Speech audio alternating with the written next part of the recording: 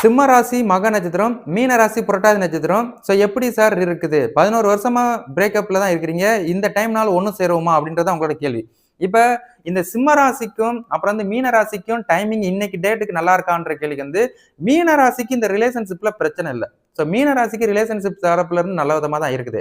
ஆனா இந்த சிம்ம ராசிக்கு தான் வந்து ரிலேஷன்ஷிப்ல பிரச்சனை இருக்குது. அப்போ உங்க தரப்புல இன்னமும் 1 1/2 வருஷத்துக்கு வந்து கொஞ்சம் முரண்பாடுகள் இருக்கும். ஸோ ஒருவேளை நீங்க 2 பேரும் ஒண்ணா சேர்ந்தீங்கன்னா கூட இந்த வருஷத்துல, இந்த சிம்ம ராசி ஆகிய நீங்க வந்து இந்த மீன ராசிக்காரங்களுக்கு வந்து முரண்பாடுகள் இல்லாமல் மட்டும் இருந்துட்டீங்கன்னா, இந்த ரிலேஷன்ஷிப் உங்களுக்கு நல்ல விதமாவே போகும். சரிங்களா? அதுலயும் ஒண்ணு சேர்ந்ததுக்கு அப்புறம் மறுபடியும் பழைய மாரி அந்த character, way of talking, way of விஷயங்கள் எல்லாம் டிராவல் பண்ணீங்கன்னா, மறுபடியும் இந்த மீன ராசி உங்கள நெக்லெக்ட் பண்றதுக்குரிய விஷயத்த சாலிடா எடுப்பாங்க அப்படின்றத உங்களுக்கு ஞாபகப்படுத்திக்கிறேன். ஸோ அப்ப இந்த மீன ராசிக்கு ஓகே ரகம் தான். இந்த சிம்ம ராசிக்கு இன்னமும் டைம் சரியில்ல. ஸோ அப்ப உங்க தரப்புல மட்டும் கவனமா இருந்துட்டீங்கன்னா, மறுபடியும் ஒண்ணு சேர்ந்தீங்கன்னா, மறுபடியும் நீங்க நல்ல விதமா ரிலேஷன்ஷிப்ல தொடர்வதற்கு நல்ல ஒரு வாய்ப்பு அமையும் அப்படின்றத உங்களுக்கு நான் ஞாபகப்படுத்திக்கிறேன். சரிங்களா?